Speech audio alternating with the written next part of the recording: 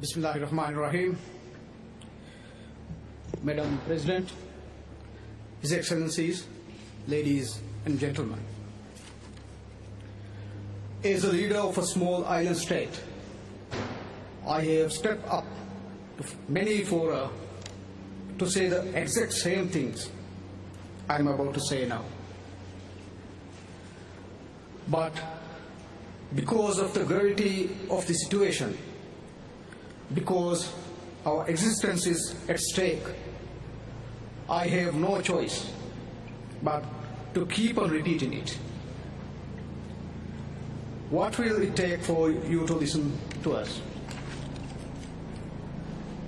The Maldives is often cited as one of those low-lying countries that could disappear off the map because of the climate crisis. I am here to tell you that my people are already living the steady onset of this reality. Just this past month, I was traveling within the Maldives. On the 6 islands I visited, all of them were experiencing severe erosion. This is just one example of how our people are having to live with the harsh realities of climate change. Our islands are slowly being inundated by the sea one by one. If we do not reverse this trend, the Maldives will cease to exist by the end of this century. The science tells us many things. It tells us we are facing a code red scenario where global mean temperature is presently at 1.1 degrees Celsius above pre-industrial levels and is rising at frightening pace towards the 1.5 degree ceiling. Wildfires, harsher droughts, and storm surges ravage communities around the world with greater intensity and frequency because of climate change. Based on the science, we know that our capacity to protect the health, well-being, and safety of our people and our planet is being driven to the brink. Ladies and gentlemen,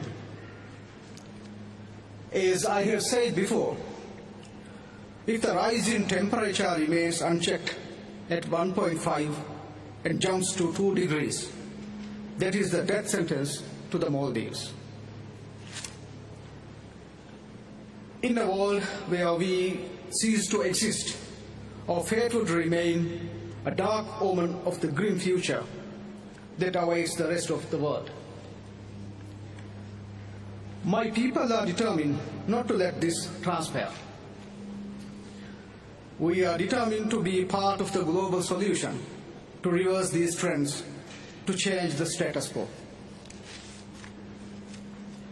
We are determined to lead by example by taking the most ambitious climate actions and committing to achieve a low-emission development and a climate-resilient future.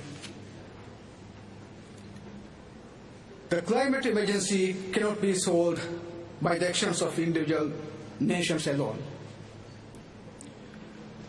Major emitters must step up their nationally determined contributions and make even more ambitious commitments to achieving net zero.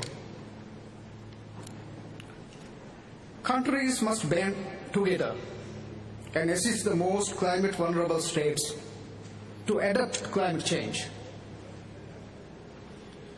Commitments alone are not enough. At Paris, this assembly reaffirmed its previous pledge to provide $100 billion annually to developing vulnerable states. I am disappointed that we are nowhere near to realizing this. Even when a project gets green light for financing under these commitments, we are mired in red tape and a myriad of reports studies, and other assorted paperwork that render ineffective these projects mean to address the urgency imparted on our communities by climate change. We need to agree on stringent accountability measures to ensure that all commitments on climate finance are met if vulnerable states are to stand a chance. We have all decided to come to Glasgow, despite the pandemic, with common purpose. We all know that this might in fact be the last chance we have to get ahead of climate change. Please do not let this opportunity go to waste. I thank you. Thank you.